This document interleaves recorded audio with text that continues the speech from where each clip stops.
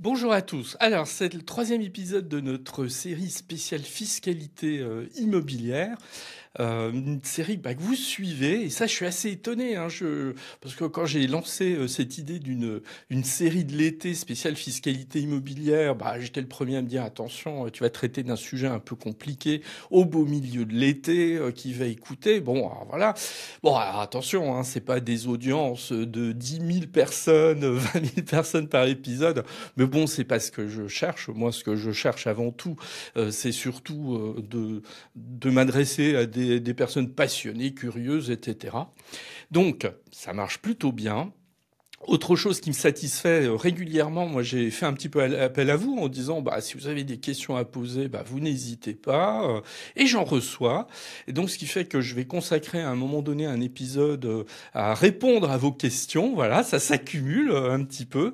Donc je le ferai un petit peu plus tard, et vous pouvez continuer d'ailleurs de le faire. Alors vous me contactez sur mes réseaux sociaux, vous me contactez pourquoi pas par mail, hein, ou dans les notes dans les commentaires de l'épisode, que ce soit sur YouTube ou que ce soit sur Apple Podcast, Spotify, etc.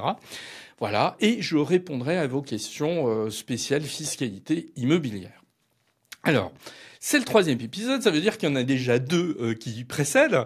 Le premier, on avait bâti une grosse introduction en définitive pour quand même se motiver sur le fait que la fiscalité immobilière, elle est absolument essentielle aujourd'hui quand on veut louer un bien, qu'on s'intéresse à la rentabilité. Deuxième épisode, on avait parlé de la location nue.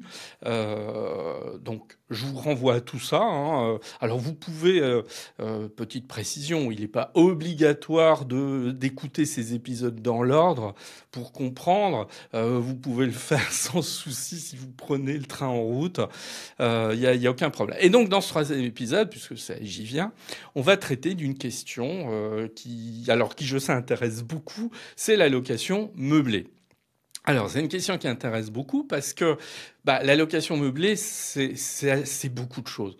C'est-à-dire, si je prends au bas de l'échelle, sans que ce soit péjoratif de ma part, je fais du Airbnb 3 jours dans l'année, je fais de la location meublée.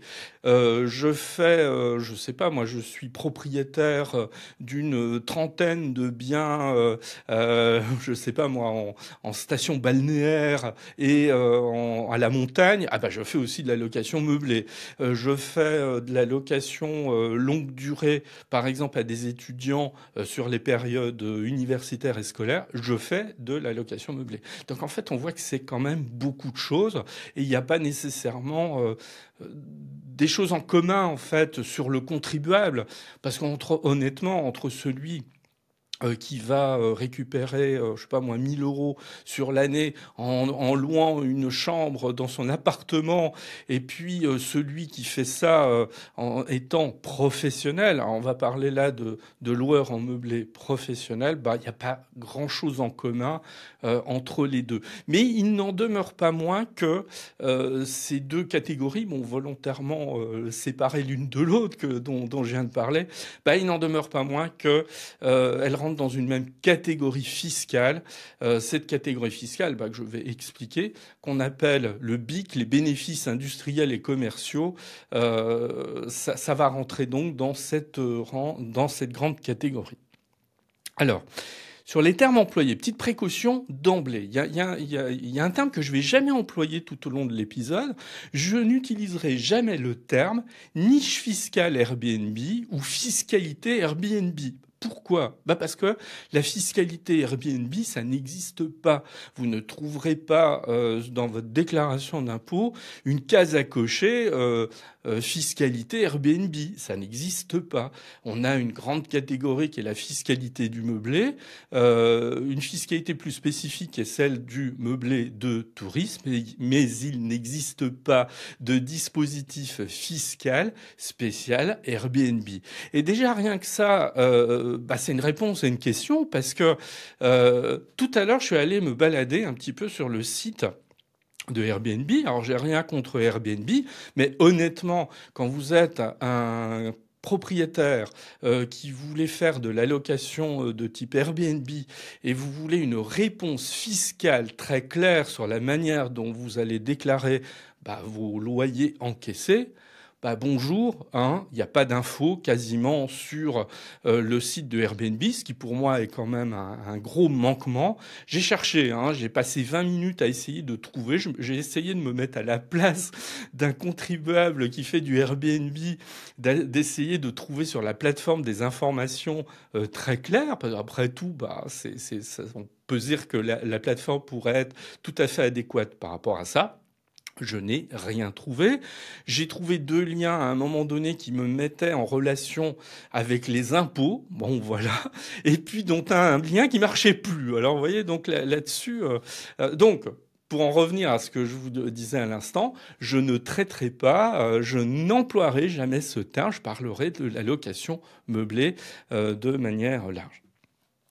Alors, le problème, et vous allez voir, ça va être un problème, on peut parler de jungle fiscale, et surtout en 2024, c'est que la question du meublé, c'est une question compliquée. Je ne peux pas vous dire, on va traiter ça de manière extrêmement simple, parce que ce n'est pas le cas. Alors, un petit peu dans la philosophie de tout ce que je fais depuis que j'ai créé ce podcast, et puis surtout depuis que j'ai lancé cette série spéciale fiscalité immobilière, je vais essayer d'être relativement simple. Alors, simple, ça ne veut pas dire simpliste, parce que simpliste, j'aime pas trop. Si on est simpliste, on caricature et on passe à côté des explications. Donc, je vais essayer d'être simple. Donc il y a des sujets que je ne traiterai pas. Il y a un sujet que je ne traiterai pas, c'est celui du loueur en meublé professionnel. Alors on va me dire, oui, mais c'est quand même dommage de ne pas traiter de la question du loueur en meublé professionnel. Oui, peut-être, mais si je pars dans tous les méandres des dispositifs concernant le meublé, la fiscalité du meublé en tout cas, c'est un épisode de 3 heures qu'il faut, c'est un épisode de 3-4 heures. Donc c'est pas l'objectif, mais je tiens d'ores et déjà à mettre en place un certain nombre de limites. Alors, pourquoi aussi c'est une question compliquée ? En fait, on va être dans une catégorie qui a très longtemps été favorisée sur le plan fiscal. Et ça, les pouvoirs publics, pour les pouvoirs publics, c'était quelque chose de voulu, mais qui date d'il y a plusieurs décennies, pour un certain nombre de raisons. C'est que le meublé, la fiscalité du meublé, on la favorisait parce qu'on voulait qu'il y ait du meublé de tourisme en France. Et c'est pas un hasard. La France est une des premières destinations touristiques au monde, et donc procéder de la sorte, favoriser le meublé en France, c'était une manière quand même directe de créer une offre d'hébergement à côté de l'offre hôtelière classique. Donc on a très longtemps été sur cette ligne, et il faut reconnaître que quand on voyage un petit peu en Europe et qu'on compare avec ce qui se passe en France, on peut dire, même si le fossé, je trouve, s'est comblé ces 10 dernières années, on peut dire que pendant longtemps, on était plutôt très favorisé en France. Il n'y a pas un village où vous n'avez pas la possibilité de louer une petite maison, etc., ou la moindre ville où vous pouvez pas loin un appartement meublé, ne serait-ce que pour quelques jours. Et tout ça a explosé, évidemment, avec les plateformes de type Airbnb. Mais tout ça est quand même très critiqué. Alors c'est quand même très critiqué depuis quelques années, parce que là il faut pas, on va pas se mentir, le meublé a déstabilisé quand même l'offre classique. Là il y a des chiffres d'ailleurs à ce sujet-là. Il y a beaucoup qui disent oui c'est pas vrai, etc. Bon. Désolé, c'est une réalité. Le meublé a déstabilisé. Pourquoi ? Parce que quand vous êtes en fait un propriétaire bailleur et que vous cherchez une rentabilité maximale, et ça on peut pas le reprocher à un propriétaire bailleur de rechercher une rentabilité maximale. Quand il compare la location nue, et là je vous renvoie à l'épisode précédent si vous voulez avoir des points de comparaison, quand vous comparez la location nue et la location meublée, il n'y a pas photo, il y a des mécanismes en location meublée qui permettent quasiment de ne pas payer d'impôts. Donc, on ne peut pas reprocher à quelqu'un qui a des appartements, y compris des appartements qu'il avait l'habitude de louer nus, de basculer sur de la location meublée. C'est ce que beaucoup ont fait dans des proportions très importantes. en France, et encore plus importante quand vous êtes dans une ville où il y a une forte demande en location meublée. D'où la tentation d'aller sur du Airbnb plutôt que d'aller sur de la location longue durée nue classique. Ah oui, mais le problème, c'est que ça a déstabilisé les marchés locaux et que vous avez des villes où aujourd'hui il est extrêmement difficile de trouver un appartement longue durée en location nue. C'est même quasiment impossible dans certains endroits pour des petites surfaces en particulier. Et donc, ça, c'est un vrai problème. Alors, ce qui fait qu'en fait, on voit bien que progressivement, les pouvoirs publics souhaiteraient rogner sur la fiscalité de la location meublée. Mais c'est pas si simple que ça, parce que à la fois, vous voyez, il peut y avoir cette tentation, mais si vous le faites, si vous placez le curseur trop loin, bah, vous risquez de supprimer une grande partie en fait de l'offre de type Airbnb ou de l'offre de tourisme. C'est pas l'objectif non plus. Et puis il y a aussi un élément, moi que je pense qu'il faut pas négliger dans l'histoire, ce sont, on va dire, alors, le terme n'existe pas, c'est moi qui l'invente là en ce moment, les micro-bailleurs. Alors c'est quoi les micro-bailleurs? Bah, c'est les gens qui ont besoin d'un complément de ressources et qui vont louer une chambre, qui vont louer une partie de leur appartement. Alors modestement sur une année, ouais, mais sauf que ça leur apporte un complément de revenus sur l'année. Ils en ont besoin parce que soit ils ont des petites retraites. Je vais prendre des exemples que moi j'ai déjà vus en faisant de la location Airbnb en tant que locataire. Un jour, j'étais tombé sur une dame qui avait, je sais pas, 75 ans. Et ben, son Airbnb lui permettait d'arrondir une retraite. Elle m'avait expliqué que sa retraite était très faible. Bon, ben, elle louait une partie de sa maison. Bon. Donc, cela, il faut en tenir compte. Donc, si vous supprimez du jour au lendemain la fiscalité avantageuse du meublé, bah, vous risquez d'enlever aussi une faculté qu'ont ces personnes à se louer et à réaliser un complément de revenu. Donc, vous voyez que l'affaire est pas si simple que ça, ce qui explique en grande partie les atermoiements, les indécisions à réformer tout ça. C'est-à-dire qu'en fait, on sait qu'il faut réformer, mais on ne sait pas tout à fait par quel bout prendre les choses, il faut bien le reconnaître. L'année 2024 a été extrêmement compliquée sur la question de la location meublée. Et pour dire les choses franchement, depuis la fin de l'année 2023, quand il s'est agi de voter pour la loi de finances pour 2024. Affaire très compliquée. Donc l'affaire a été très compliquée. Je vais passer tout ça. En soi, c'est une histoire. Je l'ai fait peut-être, je me souviens plus, dans un ou deux épisodes. Je suis revenu un petit peu, si je me souviens maintenant, je l'ai fait de manière assez détaillée dans un épisode. Je suis revenu sur tout l'historique des changements liés au vote de la loi de finances, une erreur sur le 49.3 au moment du vote de la loi de finances, puis les amendements du sénateur Brossat, qui s'est ensuite transformé en un recours devant le Conseil d'État, le dit Conseil d'État, qui a rendu une décision cet été, il y a seulement quelques semaines. Bon, je vais laisser tout ça de côté, parce que, pareil, l'épisode durait des heures. Je vais me contenter, ce qui est déjà une grosse affaire, de revoir qu'est-ce qui, en août 2024, s'applique, et on va laisser de côté voilà, toutes les péripéties fiscales et juridiques qui ont émaillé l'année. Maintenant, il y a une chose qui est certaine, et je ne veux pas anticiper sur la conclusion qui viendra tout à l'heure, c'est que cette fiscalité de la location meublée, elle n'est pas figée pour l'éternité. Loin de là. Il y a des choses en route pour la réformer, qui ont été stoppées en particulier avec la dissolution du mois de juin. Et tout ça, c'est un peu en jachère, et il faut être extrêmement attentif à ce qui va se passer dans les mois qui viennent, presque dans les semaines qui viennent, sur cette évolution.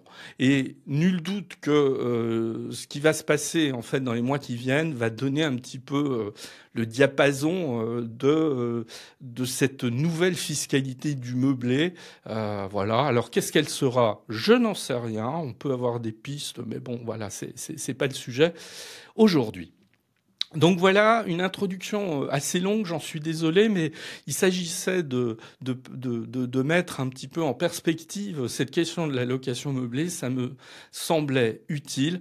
Alors maintenant, on y va. Passion Immo, épisode 88, mais troisième épisode de cette série de l'été spéciale fiscalité immobilière, c'est parti. Alors, comme pour la location nue, on va se retrouver avec deux régimes.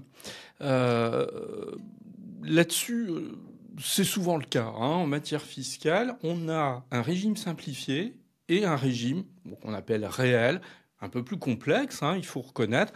Les deux régimes répondant à des logiques différentes. Un régime micro, c'est un régime qui s'adresse en général pour des revenus imposables faible, même si sur le faible, ça peut être relatif par moment. Et puis le régime réel, il va s'adresser plus particulièrement à soit ceux qui ont des revenus plus élevés, soit ceux qui veulent mettre les mains dans le cambouis. Alors mettre les mains dans le cambouis, c'est-à-dire, je compte mes recettes, évidemment, mais je vais comptabiliser mes charges. Et puis, on va voir qu'en matière de meublé, mettre les mains dans le cambouis, c'est pas une mince affaire, malheureusement. C'est tellement peu une mince affaire que, ce qui va se passer, c'est que, malheureusement, quand on fait du meublé dans le cas du régime réel, ça va être difficile de faire abstraction d'un comptable pour avoir une aide quand même un petit peu solide. On n'est pas obligé, cela dit, mais c'est quand même en général plutôt recommandé, surtout si on ne maîtrise pas bien toutes ces choses. Première chose à dire, c'est qu'on n'est pas du tout dans le régime fiscal de la location nue. C'en est un autre. C'est lequel? C'est ce qu'on appelle le régime BIC. Le régime BIC, c'est les bénéfices industriels et commerciaux. Alors, ça veut dire, c'est une activité commerciale, ce qui va avoir un certain nombre de conséquences. On va en parler à un moment donné. Et puis, ça veut dire aussi une chose, c'est que si vous faites de la location meublée et de la location nue, admettons, et même parfois modestement, vous avez des gens qui ont un appart en location nue et un appart en location meublée, vous devez être dans deux catégories de revenus différentes. Les revenus fonciers pour votre location nue et les BIC pour votre location meublée. Alors, c'est pas en soi une affaire ultra complexe, mais elle peut l'être pour quelqu'un qui maîtrise ces mécanismes de manière superficielle ou imparfaite. Donc il faut y faire un petit peu attention. On va avoir donc deux types de régimes. Un régime micro-BIC, alors qui a un système forfaitaire, comme la location nue. Alors c'est pour ça que si vous voulez des points de comparaison, il n'est pas inutile d'écouter l'épisode précédent pour avoir des points de comparaison. Donc régime forfaitaire qui va être relativement simple. Et puis j'ai un autre régime qui est le régime BIC réel. Alors là, celui-là, je vais déterminer un revenu imposable et le revenu imposable, ça va être les loyers encaissés moins les charges, et on va voir qu'il y a un certain nombre de charges auxquelles j'ai le droit de déduire, et puis certaines que je n'ai pas le droit de déduire. Puis on verra surtout une des originalités du système du meublé réel, c'est que je vais pouvoir faire des amortissements. Alors pour certains, ça peut paraître être un gros mot ou quelque chose d'un petit peu obscur, et je le comprends tout à fait. Mais on va s'y arrêter un petit peu, à un moment donné, sur les amortissements, parce que vous allez voir que c'est peut-être l'élément qui va... enfin, c'est pas peut-être, c'est certain, c'est l'élément qui va permettre, en fait, en grande partie, de payer moins d'impôts, ces fameux amortissements. Alors, on va commencer par le régime micro-BIC, le plus simple, et puis après, on parlera du réel. Alors, ce régime micro-BIC, c'est mon régime par défaut. Mon régime par défaut, c'est-à-dire si je dis rien, je vais me retrouver dans ce système d'imposition. Alors, il obéit à une logique quand même. un plafond de revenus, c'est-à-dire je ne peux pas, au-delà d'un plafond de revenus, être dans ce régime micro. Donc en fait, on va le réserver à une catégorie de contribuables qui ont des ressources, en tout cas ressources sous la forme de loyers encaissés, en deçà d'un certain plafond. On va voir hein, les plafonds après. Ça, c'est la première logique. Deuxième logique, il y a un abattement qui va s'appliquer pour calculer le revenu imposable. Donc un régime qui est relativement simple. Alors je dis relativement parce que je trouve qu'en 2024, tout ce qui s'est passé, toutes les histoires dont j'ai parlé précédemment, n'ont pas contribué à simplifier le système. Cela dit, on va voir qu'il reste quand même très très accessible. Donc, je répète, un plafond de revenus et un abattement pour calculer le revenu imposable. Si je me retrouve en fait au micro-BIC si je suis en dessous de ce revenu. Mais ça ne m'empêche pas de passer au réel si je le souhaite quand même. Et on verra quand même que très souvent, il y a de gros avantages à être au régime réel, même pour des revenus, pour des loyers encaissés en meublé relativement faibles. Et là, on ne va pas s'y tromper. À la fin de l'année dernière, l'administration fiscale a communiqué sur le nombre de contribuables qui sont au régime micro-BIC pour faire du meublé. Ils sont à peine 130 000. C'est très faible. Donc, normal. C'est tout à fait logique compte tenu des avantages que va donner le réel et dont je parlerai tout à l'heure. Alors, il y a une certaine complexité, en revanche, sur les seuils et les taux d'abattement en fonction de la nature même de location que j'ai mise en place. Je vais en dire deux mots juste après. Alors, c'est un régime, ce régime micro-BIC, par qui il est choisi principalement? Il est choisi par ceux qui ont besoin de simplicité. Et ceux qui ont besoin de simplicité, c'est ceux qui ont peu de recettes à l'année et qui veulent pas se prendre la tête avec une comptabilité, parce qu'on va en parler à un moment donné. On doit malheureusement mettre en place une comptabilité si je suis au réel. Donc en fait, c'est le régime presque rêvé pour ceux qui font du Airbnb.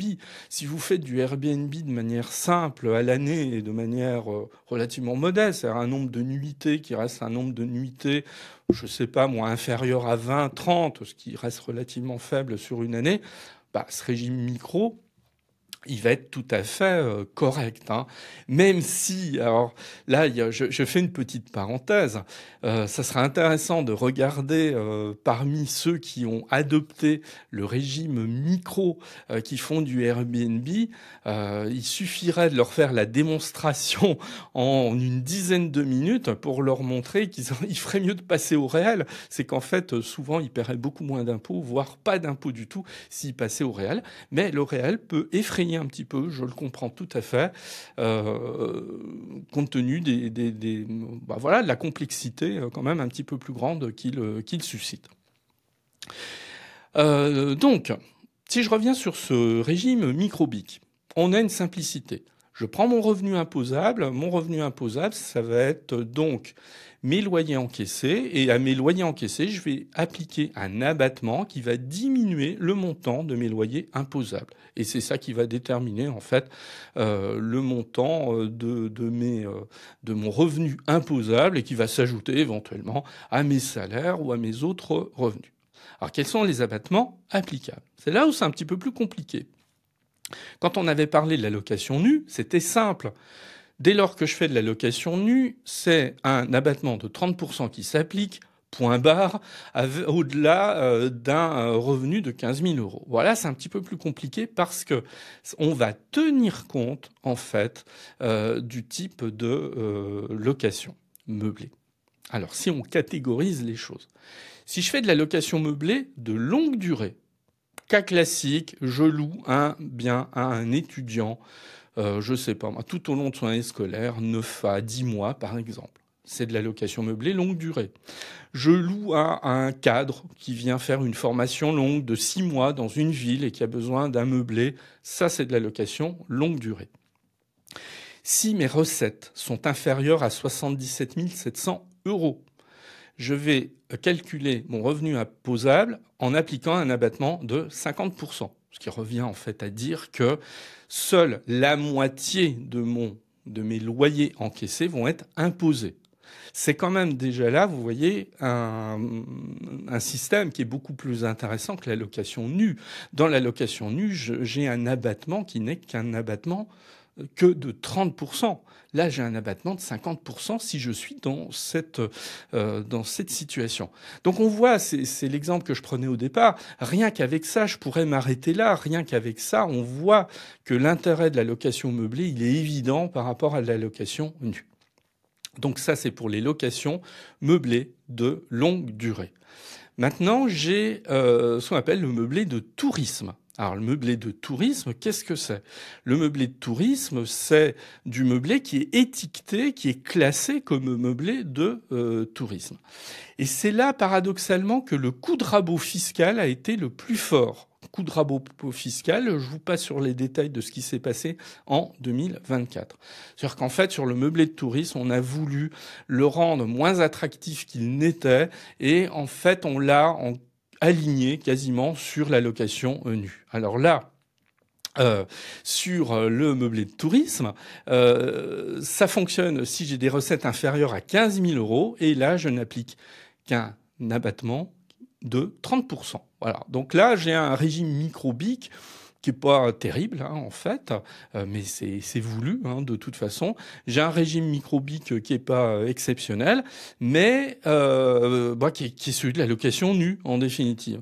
Et l'objectif, il est très clair, c'est qu'en fait, on a voulu ici ne pas donner d'avantages supplémentaires sur le plan fiscal à ceux qui choisissaient en fait ce mode d'imposition.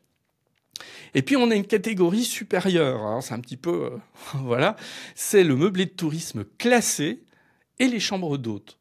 Alors je dirai un mot juste après sur le meublé de tourisme, sur le classement d'un meublé, ce qui se fait pas non plus automatiquement. Alors là, quand on fait du meublé de tourisme classé, j'insiste bien sur le terme classé, et qu'on fait des chambres d'hôtes, alors là on bénéficie d'un abattement de 71%, ce qui est important, parce que ça veut dire qu'en fait, sur mes loyers encaissés, ne seront imposables que 29% de ces loyers encaissés. Et là, c'est sur des recettes inférieures à 188 700 euros à l'année. Ah, c'est énorme. Voilà, c'est énorme. Quand je fais du meublé de tourisme classé ou des chambres d'hôtes, on voit bien qu'on est toujours dans le cadre d'une niche fiscale quand même. C'est absolument une évidence. Bon. Donc, vous voyez ce que je vous disais en introduction, en petite introduction en fait de cette présentation du régime BIC. On voit que, vous voyez, vous avez cette catégorisation qui fait qu'en fonction que vous êtes de la location meublée de longue durée, du meublé de tourisme ou du meublé de tourisme classé ou des chambres d'hôtes, vous n'avez pas, vous voyez, le même plafond de revenus et vous n'avez pas le même abattement qui s'applique. Bon, très honnêtement, c'est trop compliqué. Là, il faut que clairement, dans les mois et les années qui viennent, on ait vers plus de simplification à ce niveau-là. C'est quand même un peu un casse-tête. Et histoire d'en rajouter sur le casse-tête, il faut que je signale une super niche fiscale. Alors 2024, voilà, super niche fiscale avec un abattement de 92%. Oui, vous avez bien entendu, un abattement de 92%. Ce qui fait que quand vous êtes dans cette situation, imaginons, voilà, vous avez encaissé 10 000 euros de loyer à l'année, vous n'allez en déclarer que 8%. Voilà, c'est tout. Et vous avez payé les impôts sur ces 8%. Bon, c'est quoi cette super niche fiscale 2024? Et vous voyez que je l'étiquette bien, super niche fiscale 2024. Ce qui est absolument incroyable, c'est que c'est la conséquence d'une double erreur. Voilà, bon, je reviens pas dessus. C'est à la fois un problème lié à un 49.3, bon, qui a été mal rédigé, on sait pas trop, en fait, à la fin de l'année 2023, et une autre erreur dans la rédaction, en fait, d'un article de la loi de finances, en fait. Et tout ça a abouti à cette niche fiscale absolument étonnante, mais qui est presque hors norme et qui ne devrait pas exister logiquement. Alors, il y a les conditions. Évidemment, il faut déjà que, pour bénéficier de cette super niche fiscale, faut avoir un chiffre d'affaires qui est inférieur à 15 000 euros, donc sur une année, donc pas plus de 15 000 euros de loyer encaissé sur une année, ça c'est le premier point. Et ça ne s'adresse qu'à un certain nombre de biens situés géographiquement, principalement dans des territoires ruraux, pour être encore plus précis sur les zones B2 ou C, hein, dans les classifications géographiques. Voilà. Donc, si on est dans cette situation-là, on peut, et qu'on fait du meublé de tourisme, eh bien, on peut bénéficier de cet abattement. Alors, on va pas, voilà, faut être très honnête là-dessus. Cet abattement, il est certain qu'il va disparaître l'année prochaine. Donc, vraisemblablement pour la déclaration de 2025 qui concernera les revenus 2024. Donc, ça aurait été une petite parenthèse fiscale dont on bénéficiait, mais en fait très peu de monde, hein, quand même. Il faut quand même être honnête là encore là-dessus. Donc très peu de monde en a bénéficié, mais voilà, ouais, c'est une sorte d'aberration fiscale qu'on aura eue en 2024. Je voudrais dire un mot sur le classement en meublé de tourisme. Parce qu'on a vu hein, que le meublé de tourisme classé, il bénéficie quand même d'un abattement encore aujourd'hui de 71%. Donc on se dit, oui, mais si je fais de la location meublée, j'ai peut-être intérêt à faire du meublé de tourisme classé. Pourquoi pas ? Mais oui, sauf que ça se fait pas comme ça. Il suffit pas que je me déclare meublé de tourisme classé. Il va falloir faire une demande administrative, elle n'est pas obligatoire, hein, bien évidemment. Il y a les conditions de surface. C'est une surface de 9 mètres carrés minimum si j'ai une cuisine séparée, 12 mètres carrés s'il y a un coin cuisine. Et le logement, il va être classé. Et il va être classé selon 112 critères. Et pour chacun de ces critères, on va appliquer de 1 à 5 étoiles. Donc en fait, le bien en question, il est visité par une structure qui a l'aptitude à le faire. Donc on va classer. Et donc, vous n'êtes pas certain d'être classé location meublée de tourisme. Bon, le but, il est très clair, c'est d'évaluer la qualité du meublé en termes de confort, en termes de prestations. Et si je veux obtenir mon classement, il faut que je réponde à ces différents critères. Dans l'idée, c'est exactement le même système qu'un hôtel. Hein. Voilà, un hôtel classé en un certain nombre d'étoiles en fonction des prestations et des services qui sont offerts. Là, c'est exactement la même chose. Donc, on voit que bénéficier de cet abattement à 71% et d'un niveau de revenu possible dans ce régime micro, il n'est pas accessible à tout le monde, à moins de souhaiter répondre en fait à ces critères. Et attention encore à autre chose. Dans certaines grandes villes, on a ajouté des critères supplémentaires parce que vous avez un certain nombre de métropoles qui ne souhaitent pas que tout le monde puisse comme ça passer du jour au lendemain dans la catégorie du meublé de tourisme classé. Voilà. Donc attention à ça, mais je voulais quand même le signaler pour être complet sur cette question. On vient de voir en fait comment fonctionne ce régime micro. Donc un régime micro, qui permet de faire une déclaration d'impôt simplifiée. Je prends mes loyers encaissés, j'applique un abattement et j'ai mon revenu imposable. Alors maintenant, on va regarder qu'est-ce qui se passe au régime réel. Alors le régime réel, ce régime réel, on en avait pareil, je vous renvoie au sujet précédent, dans l'épisode précédent où on avait parlé de location nue.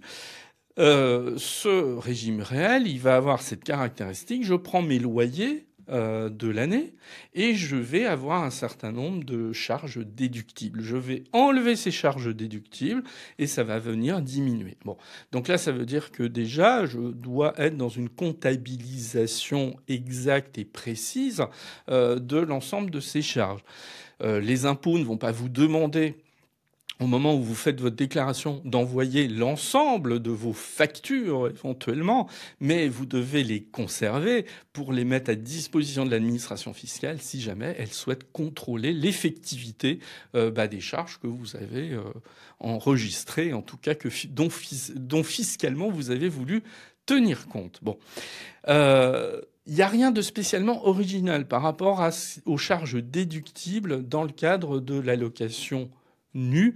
Donc, alors, il y a des petites divergences, hein, je reconnais, je préfère rester simple quand même. Disons que globalement, les charges déductibles de l'allocation nue vont se retrouver quand je fais de l'allocation meublée. L'originalité, la spécificité, elle n'est pas là. La spécificité, elle est sur le plan des amortissements. J'en ai parlé un petit peu tout à l'heure. Bon, bah là, je vais y venir. Je vais parler des amortissements. Là, il faut bien comprendre qu'on est dans le cadre d'une comptabilité de type commercial.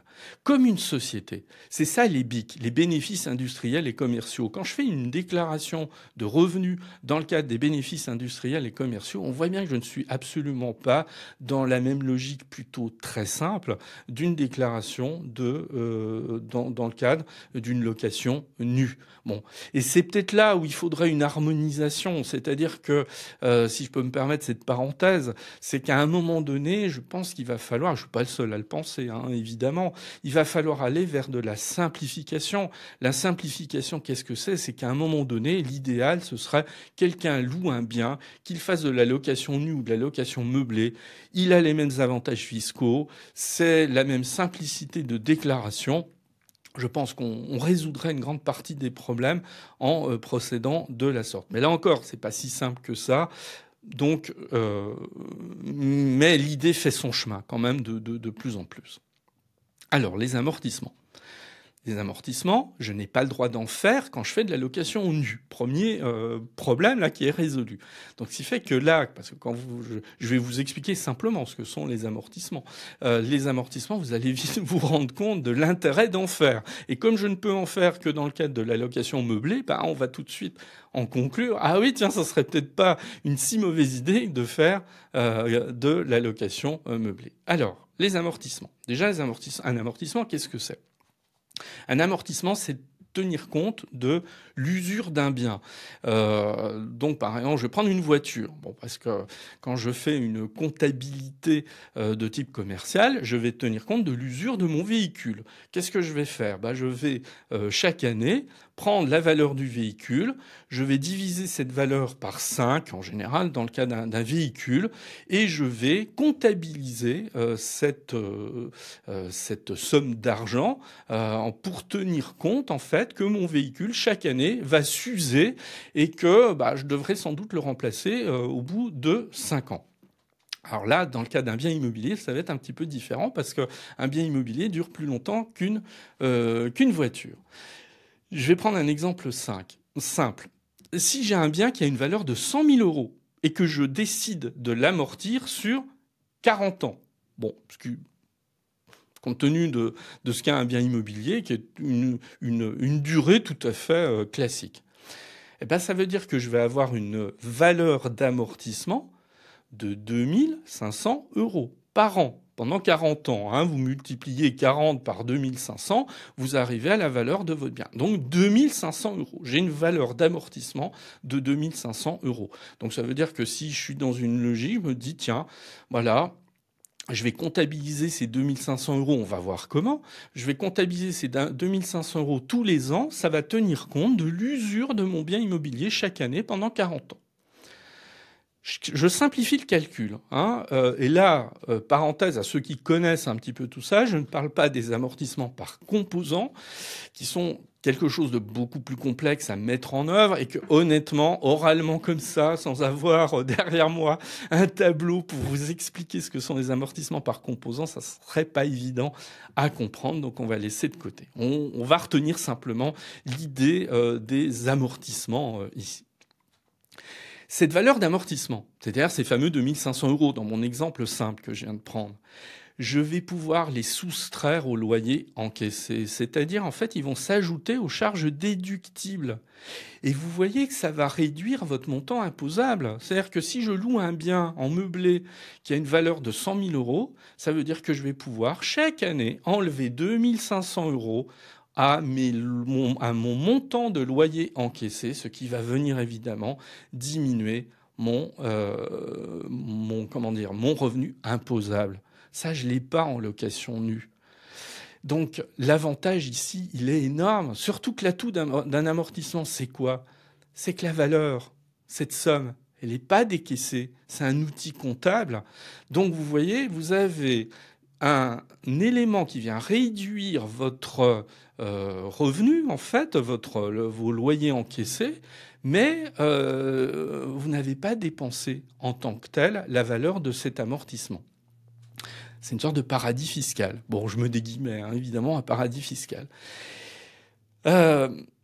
On commence à voir, hein, alors si vous connaissez le système, évidemment, je vous apprends rien. Par contre, si vous ne connaissez pas le système, je pense que vous commencez à entrevoir tout l'intérêt qu'il y a à réaliser des amortissements et donc à faire de la location meublée, mais à l'intérieur de la location meublée, à faire du réel et pas du régime micro, parce que je peux pas faire des amortissements quand je suis dans le cadre d'un régime micro. Et ça vous renvoie à l'information que je vous ai donnée tout à l'heure. Je vous ai dit, il n'y a que 130 000 environ contribuables qui, faisant de la location meublée, sont au régime micro. Bah oui, mais on les comprend, ils sont pas fous. Ils vont plutôt aller sur le régime réel, parce que le régime réel, il leur permet justement de réaliser des amortissements. Quelle durée pour ces amortissements? Parce que moi, je vous ai donné un exemple de 40 ans. C'est un choix que je fais. Et on voit bien que l'intérêt du contribuable ici, c'est d'avoir une durée d'amortissement la plus faible possible. Plus ma durée d'amortissement va être faible et plus la valeur de mon amortissement chaque année va être importante. Bon, évidemment, il ne faut pas faire n'importe quoi. Si je fais une durée d'amortissement de 5 ans, admettons, ça n'a pas de sens. Voilà, ça n'a pas de sens. Et là, je risque, de la part de l'administration fiscale, en cas de contrôle, un redressement assez sévère. Bon, alors, en général, on part du principe que on peut, pour de la location meublée, descendre vers 18-20 ans de manière raisonnable. En dessous, non, ça n'a pas de sens. Ça n'a pas de sens et on risque, il faut être très honnête là-dessus, on risque un redressement en cas de contrôle. Mais je peux faire une durée d'amortissement, donc vous voyez, de 20 ans, 25 ans, 30 ans, 40 ans, 50 ans, voire davantage. Ça, c'est le choix du contribuable. Donc, ça me donne un levier.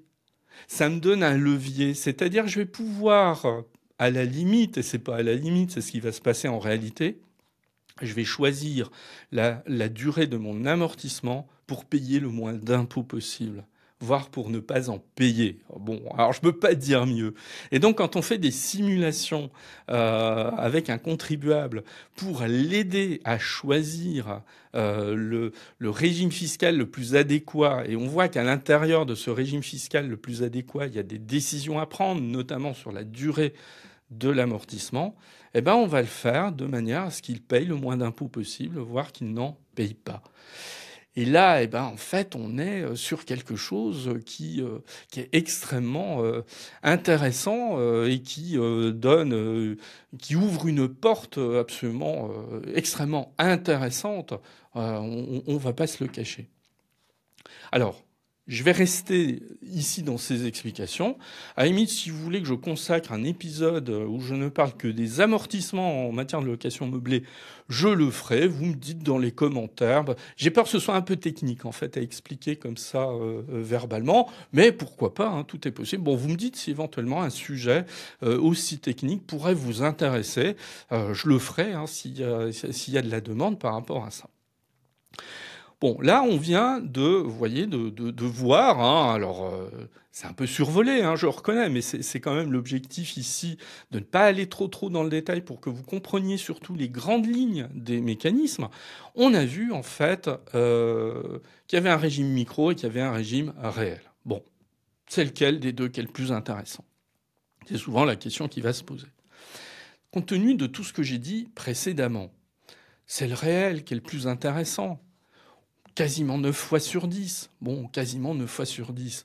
Et le chiffre de tout à l'heure le montre. À partir du moment où vous n'avez que 130 000 contribuables qui choisissent un régime micro, c'est que c'est le régime réel qui est le plus intéressant. En plus de ça, bah, vous avez des gens qui, à mon avis, sont au régime micro un peu par dépit parce qu'ils n'ont pas envie de mettre les mains dans le cambouis, comme je le disais dans l'introduction du régime réel. Ils veulent rester dans la simplicité. Il n'est pas évident que fiscalement ce soit intéressant pour eux de rester au régime micro, mais ils le font par simplification. Et je n'en veux pas à quelqu'un qui fait un peu de Airbnb à l'année. Je ne lui en veux pas, évidemment, de ne pas choisir le régime réel parce que, voilà, il rentrera dans un mécanisme qui, sans doute, le dépasserait. Le régime BIC réel, bah, c'est celui qui permet de réaliser les économies d'impôts les plus importantes. C'est ce qui fait que quand on fait du meublé, on va choisir ce régime réel. C'est principalement la conséquence des amortissements. C'est pour ça que j'ai passé autant de temps à parler des amortissements. Donc, c'est intéressant, mais ce réel, il y a quand même des inconvénients. Le principal inconvénient, c'est l'exigence comptable. Ça s'improvise pas de faire du meublé au réel. Clairement. Ceux qui disent le contraire, bah, ils vendent du rêve, hein, ils vendent du vent. Bah, mais bon, c'est une pratique, hein, souvent aujourd'hui, de vendre du vent. Je vais vous citer une anecdote. Une anecdote d'une de mes anciennes étudiantes qui vous souhaitait en fait faire un petit investissement. Bah, elle est tombée sur un agent immobilier qui je trouve, n'a pas été spécialement réglo sur cette question-là. Alors attention, c'est pas le travail de l'agent immobilier d'aller sur la question fiscale, hein, entendons-nous bien, parce que ça fait pas partie de son devoir de conseil. Mais il aurait dû un peu la mettre en garde, c'est-à-dire il a voulu absolument qu'elle fasse du meublé. Donc il lui a vendu un appartement dans lequel il y avait une location meublée qui était en place. Et cette étudiante, elle m'a rappelé un an après, elle me dit mais quel regret quoi. Je ne pensais pas que j'allais avoir autant de choses à comprendre, ma déclaration d'impôt, je suis un peu paumé, etc. Comment je dois faire, etc. Donc il y avait de sa part un regret et elle se disait bah oui pour mon premier investissement j'aurais pas dû faire du meublé, j'aurais plutôt dû faire plus simplement de la location nue et passer au meublé par la suite. Bon, bah ça faut pas hésiter à le dire, c'est-à-dire que c'est vrai que quand on est dans la logique d'un investisseur, et c'est là qu'on voit bien que cette question fiscale elle pèse quand même sur les choix qu'on peut faire. Moi, en général, je déconseille à quelqu'un qui met un premier pied dans l'investissement et qui veut un peu maîtriser tout ça, hein, je lui déconseille de faire de la location meublée. Je lui dis, bon, bah, va plutôt sur de la location nue dans un premier temps. Alors, attention. Sauf si évidemment il fait appel à une agence qui va s'occuper de toute sa gestion, ou s'il fait appel à un comptable. Alors là, aucun souci. Mais si on n'est pas aidé, si on n'est pas accompagné, il faut quand même réfléchir à deux fois avant d'aller sur de la location meublée et a fortiori sur le régime réel qui demande quand même une réelle compétence, une vraie compétence et une connaissance suffisamment approfondie. Bon, la question de l'amortissement le montre bien. Et encore, je n'ai pas approfondi la totalité de la question des amortissements. Alors, on est arrivé au terme de cet épisode qui est consacré à la location meublée. Je vous rappelle que l'objectif, il était clairement de rendre les choses simples pour que vous sachiez, voilà, vous compreniez où nous en sommes. Alors, qu'est-ce que je peux vous dire en guise de conclusion ? Déjà, au risque de paraître prétentieux, ce que je ne suis pas du tout, toutes mes explications sont évidemment fiables à 100%. Pourquoi j'insiste là-dessus ? Parce que, bon, dans ma position, je lis beaucoup de choses, j'entends beaucoup de choses, que ce soit sur les réseaux sociaux, parfois sur des articles. Et mon Dieu, qu'est-ce que j'ai pu lire comme approximation, comme ânerie, depuis 1 an sur la question de la fiscalité du meublé. Beaucoup. Donc, moi, je pars du principe qu'il y a beaucoup de gens qui parlent, qui devraient se taire sur ces questions-là, parce qu'ils ne les maîtrisent pas. Et donc... taisez-vous, quoi. Des fois, taisez-vous un peu parce que de l'autre côté de la barrière, c'est-à-dire ceux qui lisent, ceux qui écoutent, il y a des gens, non pas qu'ils soient crédules, c'est pas la question, mais il y a des gens qui prennent ces informations et n'ont pas tous les filtres, on va dire, d'études, d'expériences, de connaissances qui leur permettent de trier la bonne information de celle qui ne l'est pas. Bon. J'ai fait court. Bon, relativement, hein, l'épisode il s'étire un peu, mais sur une question comme ça, je ne peux pas traiter de ça en 5 minutes. Sur cette question-là, voilà, toutes les informations que vous avez eues sont fiables à 100%. Mais attention, à la date d'août 2024, là, faut être très très clair là-dessus.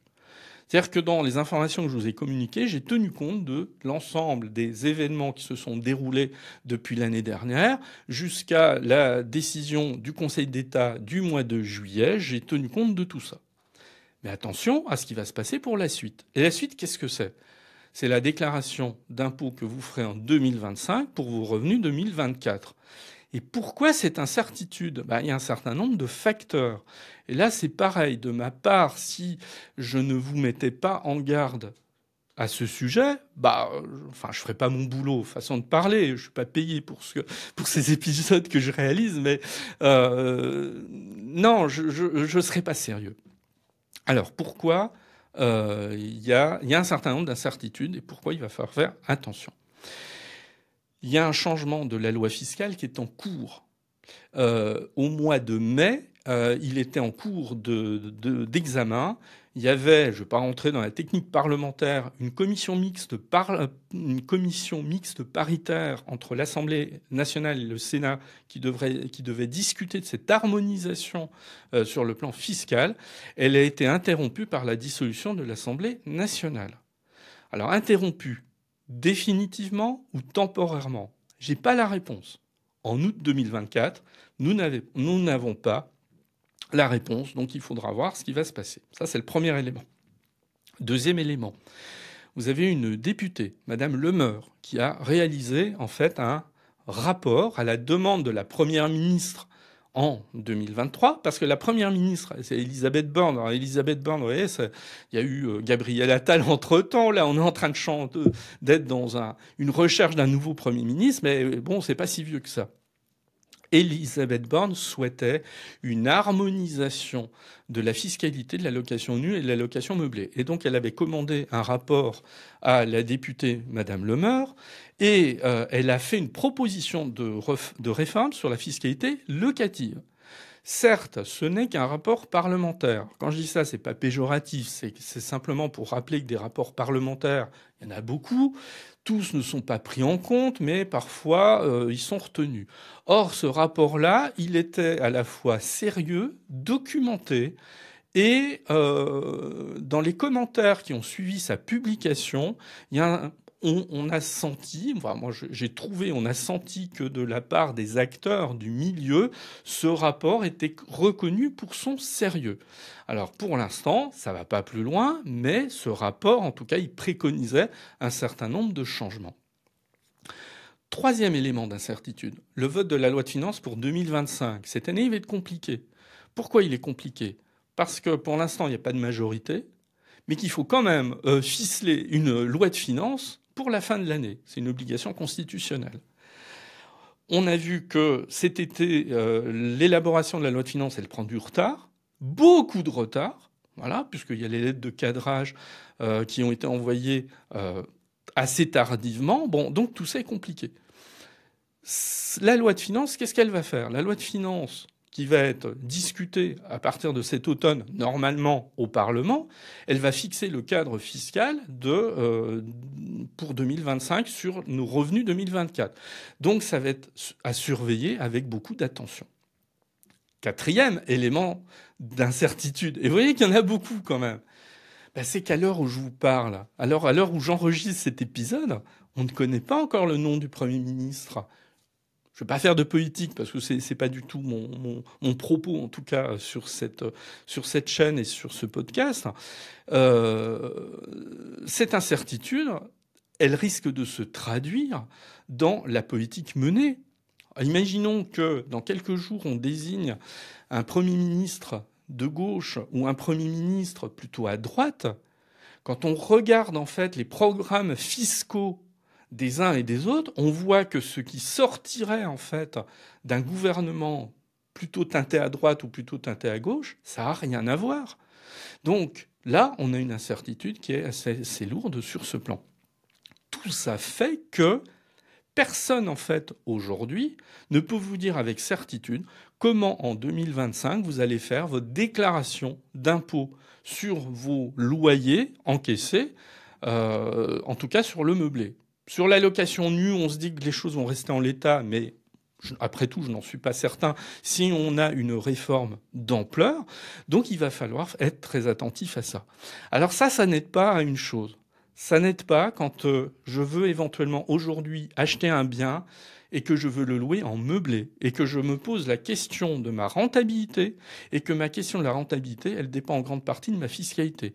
C'est clair que quand je fais un investissement et que je ne sais pas quelle fiscalité va s'appliquer en 2024, 25, 26, etc., ça me rend un petit peu frileux. Et dans ces cas-là, j'ai plutôt tendance à me dire, voilà, je vais rester un peu en retrait ou alors je vais aller sur d'autres types d'investissements. Voilà.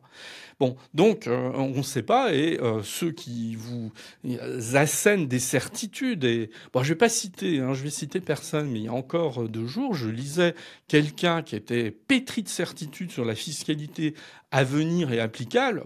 Non, désolé, c'est n'importe quoi. Je ne peux pas être sur ce registre.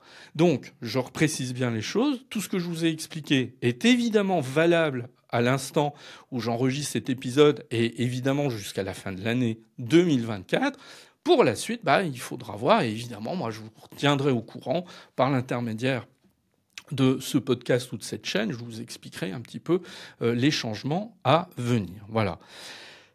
Qu'est-ce qu'on va traiter dans les 2 épisodes suivants, qui vont être encore des épisodes qui seront consacrés à la fiscalité immobilière? 2 choses. Les plus-values. Quand je revends un bien immobilier, comment ça se passe? Pareil, il y a des choses qui se disent là-dessus, mais attention, il y a rien de très tangible sur une réforme applicable. Et